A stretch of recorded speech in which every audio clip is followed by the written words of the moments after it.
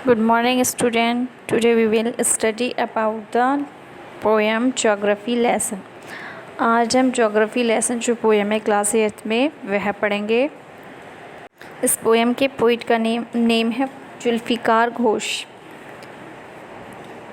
इस पोएम में can you imagine what your city would look like if you saw it from the 10,000 feet above the ground। आप imagine कर सकते हो कि जब हम 10,000 की दूरी से जब पृथ्वी को देखेंगे, शहर को देखेंगे तो वो कैसा लगेगा। Neatly planned and perfect in proportion like the geometric design, it would strike you as something very different from what it actually is while you are thick of. जैसे कि सुव्यवस्थित, जैसा कि उन्होंने व्यवस्थित करा पूरे प्लान से इस सिटी को, जो पूरे प्लान करके इस सिटी को जो तैयार किया है, किसी भी शहर को जो तैयार किया है, और रेखा गणितीय प्रारूप की भांति ये शहर जैसा हम सोचते हैं, जितनी गहराई से हम सोचते हैं उससे काफ़ी अलग तरह का है। Here is the poet descriptions of just such a view of the city and some question that come to his mind. और यहाँ पर ये जो कवि है जुल्फ़िकार घोष, उन्होंने इस शहर के विषय में विचार, जो प्रश्न उनके मन में आते हैं, जो क्वेश्चंस उनके मन में आते हैं, उनका वर्णन किया है इस पोएम में। पोएम स्टार्ट करते हैं। फर्स्ट पैराग्राफ इसका स्टार्ट करते हैं स्टैंजा पढ़ना। When the jet sprang into the sky, it was clear why the city had developed the way it had, seeing it scaled 6 inches to the mile. There seemed an inevitability about what on ground had looked haphazard, unplanned and without style when the jet sprang into the sky। जब jet विमान आसमान की ओर तेज़ी से उड़ा, यानी sprang का मतलब होता है ऊपर की ओर जाना, इनटू द स्प्रैंग ऊपर की तरफ जाना, इनटू द स्काई स्काई की ओर ऊपर की तरफ उड़ता है। It was clear by the city, तब ये क्लियर हो जाता है कि ये जो शहर है वो ऐसा क्यों है। Had developed the way it had, कि इसको जो विकसित किया गया है वो किस तरह से विकसित किया गया है। जब ऊपर की तरह, जब हम ऊपर से देखते हैं शहर को, तो हम ये अंदाज़ा लगाते हैं कि ये शहर है, इसको इस तरह से डेवलप क्यों किया गया है। Seeing it scaled 6 inches to the mile, जब हम 6 इंचेस, यानी कि जो ये शहर है 6 इंचेस का हो जाता है, बिल्कुल छोटा सा दिखता है जब हम ऊपर से देखते हैं, और तब क्लियर हो जाता है कि इसको किस तरह से प्लान किया गया है। देयर सीम्स ऑन इनविटेबिलिटी, और ये पूरी तरह से हमें सीम्स मीन्स होता है अनुभव, और इनविटेबिलिटी मीन्स होता है अटल, कि जिसको अवॉइड नहीं किया जा सकता, ऐसा प्रतीत होता है कि जिसको ये एकदम अटल है, इस शहर एकदम अटल है।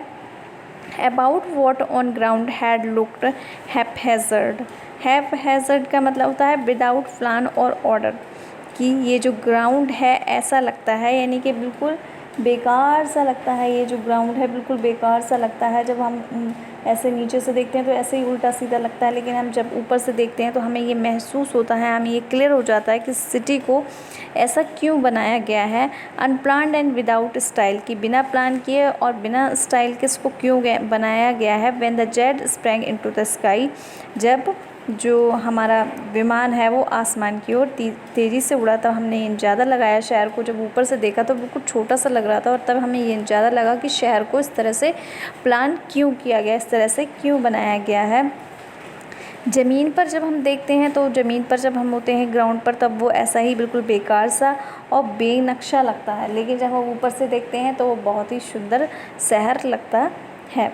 When the jet reached 10,000 feet, it was clear why the country had cities where the rivers run and why the valleys were populated. The logic of geography that land had water attract men was clearly delineated when the jet reached 10,000 feet. When the jet reached 10,000 feet, जब जो jet था वो 10,000 feet पर पहुंचा, it was clearly why the country, तब ये पूरी तरह से क्लियर हो गया कि ये जो कंट्री है वो ऐसी क्यों है।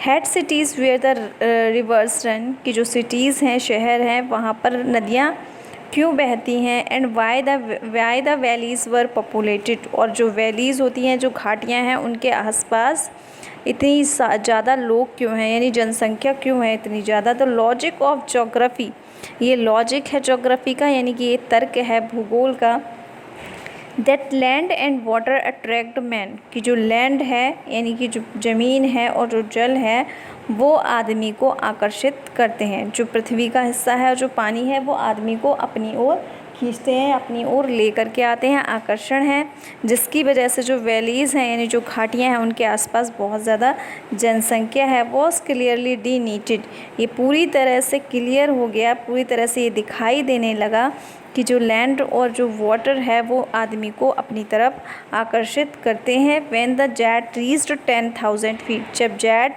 कम 10,000 की ऊंचाई पर पहुंचा, 10,000 फीट की ऊंचाई पर पहुंचा, तो ये स्पष्ट हो गया कि देश में, कि ये कंट्री है, कि इस कंट्री की देश में जो सिटीज़ हैं, शहर हैं, उनके आसपास नदियाँ क्यों हैं और जो वैलीज़ हैं उनके आसपास इतनी ज़्यादा जनसंख्या क्यों है। ये पूरी तरह से स्पष्ट हो गया जब 10,000 की ऊंचाई पर जेट पहुंचा।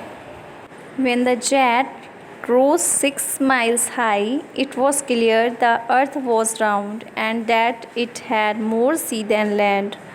What it was difficult to understand that the men on the earth found cause to hate each other, to build walls across cities and to kill from that height. It was not clear why.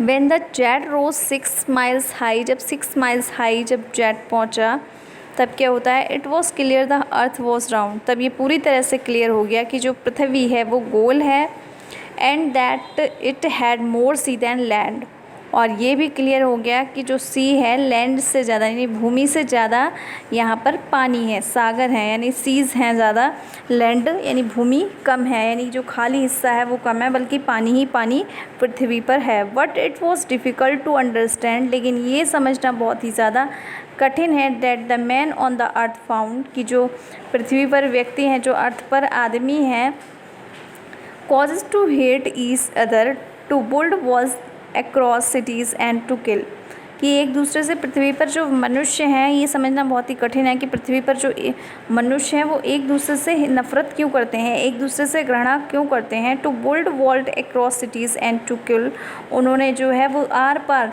शहर के are पार दीवार बना रखी है, दीवार बना दी है, वो क्यों दीवार बना दी है, एंड टू किल, और वह उस दीवार से लोगों को एक दूसरे, यानी दीवार बना रखी है उन्होंने और उस दीवार से आर पार लोगों को मारते रहते हैं, यानी इस पार और उस पार, इस तरह से उन्होंने एक बीच में शहर की दीवार बना दी है। वो क्यों बना दी है और वो लोगों को क्यों मारते हैं।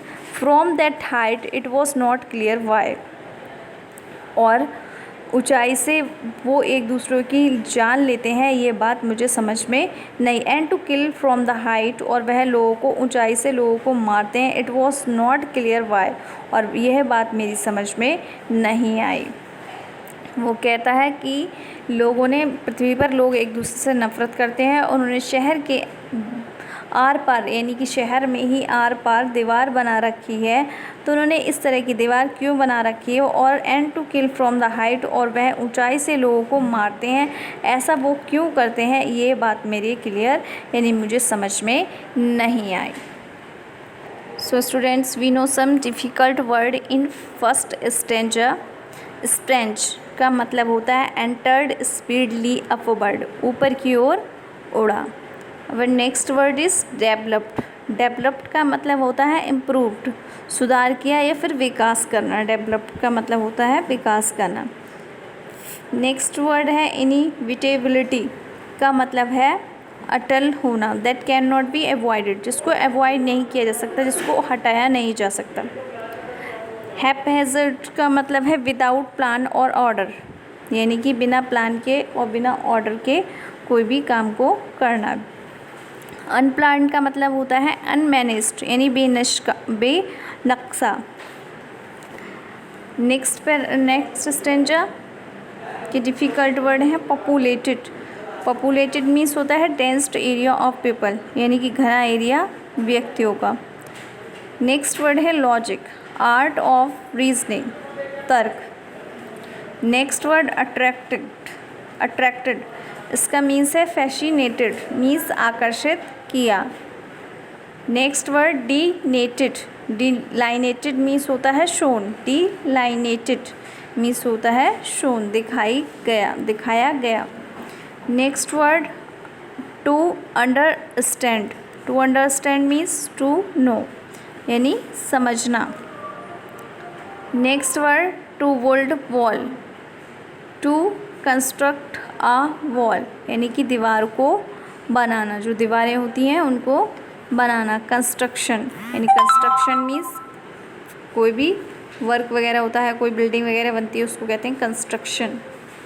Okay, thank you students. जो भी आपको समझ नहीं आया हो वो आप पूछ लीजिएगा, ठीक है।